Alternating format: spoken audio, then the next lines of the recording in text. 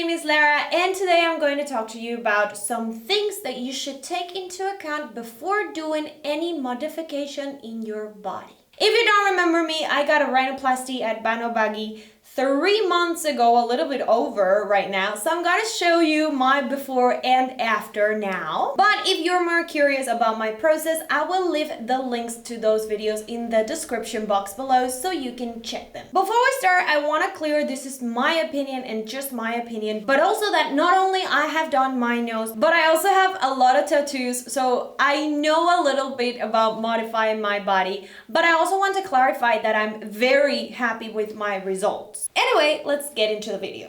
First thing that you should have before doing any type of modification in your body is to have a support system. When you do any change in your body, there's always going to be a time to heal and a time to adapt. And in this period, it's very normal to see yourself a little bit weird. Maybe you don't recognize yourself, or even you can get a little bit like panic and scared because you don't like really the results that you're seeing. By the way, that usually goes away with time because you're healing. But this is the reason why it is very important to have people around you who support you and who take care of you, not only physically but also mentally. I have my husband, but I also have a couple of very good friends who support me unconditionally, and also some of those friends know about cosmetic surgery and beauty procedures, so I was very calm when doing my rhinoplasty. However, if you're gonna go abroad, I understand that that support system is very reduced. That is why I always recommend that you go through a medical tourism agency, because their service is not just going to be to find you the best clinic that adapts to your needs, but also to support you during the process. And obviously, if you want to have a surgery in South Korea, I will always recommend Seoul Cosmetic Surgery because that is the agency I went through and they are really good. The second point is very important, and it's to differentiate between I need therapy and I want a surgery, because a surgery is not therapy. Before you do anything to your body, you should always ask yourself, why do I want this? If the answer is, because when I have this, I'm gonna be happier. Because when I'm like this or I'm like that, I will stop being sad. well then, my friend, my recommendation is that you go see a therapist. There are many times when our internal sufferings are reflected in our appearance.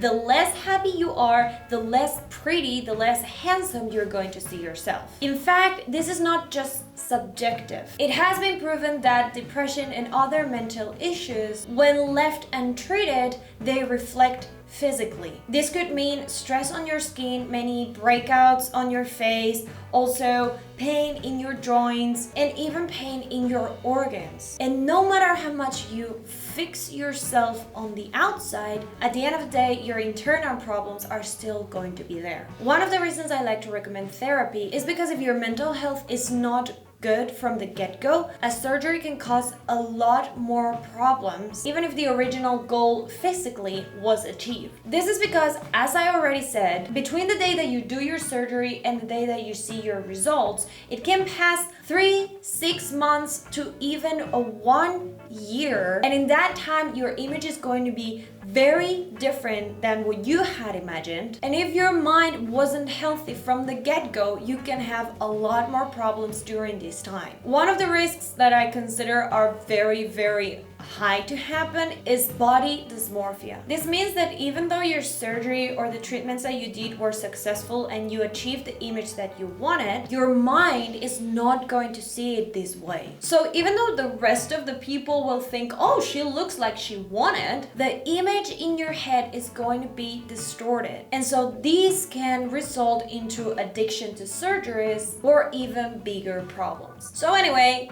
check your mental health before you do anything. The third point is very important, and it is do an intensive research.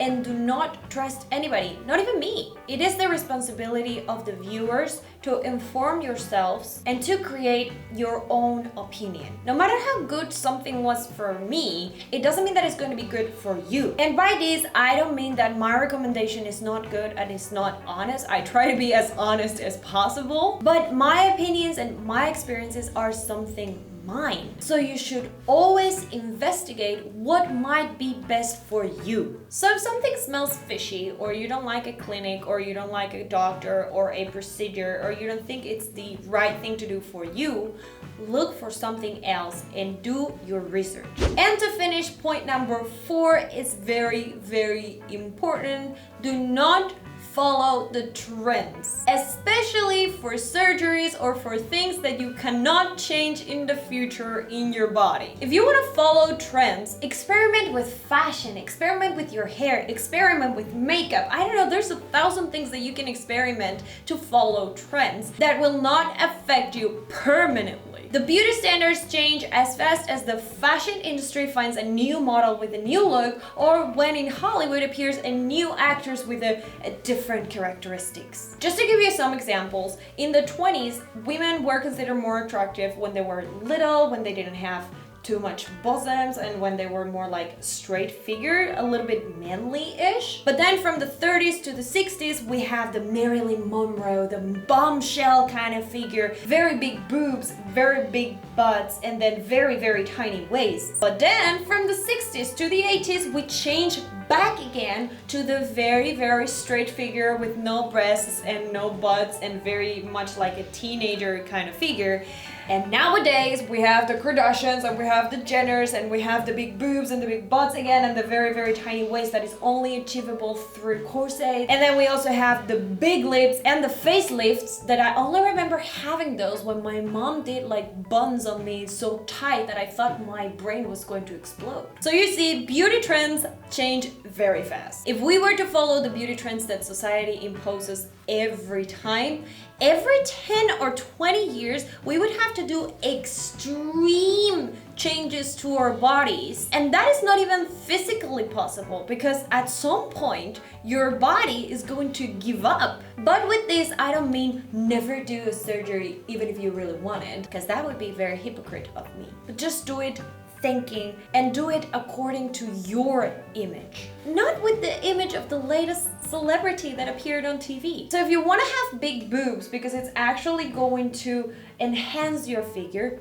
go ahead. If you want to change your nose because it's crooked or it's too big or it's too small, do it. And if you want to do a lift to your face because your skin is actually saggy and it's falling down, by all means, please go ahead. But don't do it because it's the latest trend. Because then the trend is going to pass, but then you're still going to have this face. Anyway, let me summarize. Before doing any surgery, make sure that you're in a healthy mental space. Also, always have people around you who support you. Make sure that you trust the doctor and the clinic where you're doing your procedures. And most of all, do it for you. Before I finish this video, I would really like to thank BANOBAGI because they were the clinic where I did my nose, and also Seoul Cosmetic Surgery, who were the medical tourism agency that I went through. Anyway, if you like this video, don't forget to give it a big thumbs up, subscribe, and see you next time. Bye bye!